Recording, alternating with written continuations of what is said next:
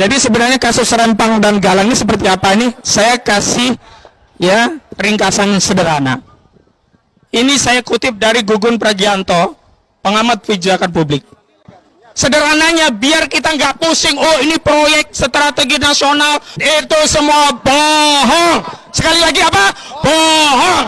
Yang benar begini, ada Singapura, pertumbuhan penduduknya, juga aktivitas bisnisnya meningkat, butuh listrik yang gede. Lalu dia butuh sumber daya listrik. Listrik Singapura nggak mau disupport dengan PLTG yang pakai bahan batu bara, karena itu bikin Jadi yang bikin polusi itu PLTU-nya Luhut Binsar Panjaitan, bukan motor-motor, mobil-mobil yang nggak seberapa ini begitu. Jadi usut punya usut, mereka mau kerjasama sama Luhut Binsar Panjaitan, sama Erick Thohir. Disepakati akan dibangun namanya PLTS, apa? Pembangkit listrik tenaga surya. Tapi lu kagak mau kalau yang membangun dari Singapura, perusahaan Singapura. Kenapa? Gak dapat cuan. Maka yang bangun adalah perusahaan dari Indonesia. Perusahaannya adalah perusahaan punya Luhut, BTS, sama perusahaannya Erick Thohir.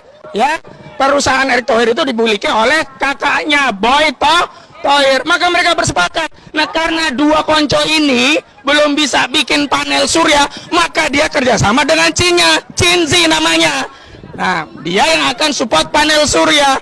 Kemudian mereka sudah sepakat, ada yang support panel surya, ada yang bikin pembangkit, ada yang akan jadi buyer Singapura. Lahannya di mana? Datanglah Tommy Winata, nih gua punya HGO, pakai, tapi HGO lagi bermasalah. Kerjasamalah dengan Otorita Batam. Kerjasamanya itu nanti di atas HPL Otorita Batam akan dibangun HGU, dan di atas HGU itulah dibangun proyek Eko Rempang City. Nah, karena kalau Tommy mau membebaskan lahan di situ, kan harus belanja nih, datengin penduduk. Nah, Bu, mau saya beli tanahnya boleh enggak? Enggak mau, kan susah. Maka kemudian distempel oleh Jokowi menjadi proyek strategik nasional. Nah, karena diberi stempel proyek strategis nasional, itu tidak perlu lagi belanja kepada penduduk, nggak peduli pada penduduk. Yang penting ini masuk proyek strategi nasional, ada HGB, ada HPL, ada HG-nya, gusur. Solim apa Solim? Jadi sejatinya proyek strategis nasional itu adalah proyek untuk cariin lapa oligarki untuk berbisnis dengan merampas tanah. Iya, Solim apa Solim? Nah, karena itu sekali lagi kita harus ada di pihak rakyat, bisa berada di pihak saudara-saudara kita di Rempang dan Galang. Jadi itu saja yang bisa saya sampaikan. Dan yang paling penting saya tegaskan, mengutip apa yang disampaikan PBNU, saudara-saudara kita di Rempang dan Galang itu syar'i, sah pelaku pemilik tanah.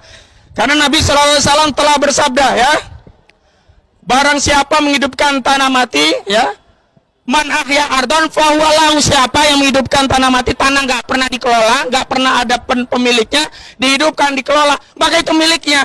Dan kakek buyut orang-orang di Rempang dan Galang ini yang pertama menghidupkan tanah mati. Maka dalam fikih ini disebut dengan ihya, dan PBNU sudah tegaskan, siapa saja yang merampas tanah yang sudah ditinggali rakyat bertahun-tahun, mereka menguasai dengan cara ihya, maka hukumnya haram.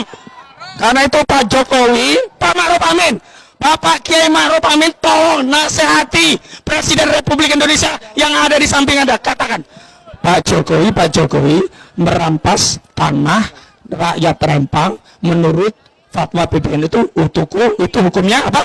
Haram. Dan ingatkan kepada Pak Jokowi sebagaimana pengingatan dari Pak Ma'ruf Amin yang mengatakan orang yang bohong akan membawa ke dosa, dan orang yang dosa akan masuk neraka. Nah, Pak Jokowi ini bohong. Karena dalam kampanye 2019 yang lalu menjanjikan paling lama 3 bulan akan terbitkan sertifikat untuk kampung-kampung tua, 16 kampung tua di Rempang dan Galang. Yang terjadi bukan sertifikat yang datang, tapi tentara dan polisi. Begitu diprotes rakyat katanya memiting.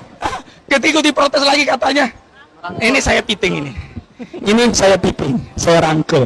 Jadi sekali lagi saya ingatkan kepada Pak Panglima TNI, Anda memang sudah meminta maaf, tapi sebagai bentuk tanggung jawab Anda kepada institusi Anda, saya harapkan mundur Pak Panglima TNI, Pak Yudo Margono, mundur, kasihan TNI. Jangan bikin jarak antara TNI dengan rakyat. Kasihan tentara karena ulah Pak Yudo Margono. Demikian. Assalamualaikum warahmatullahi wabarakatuh.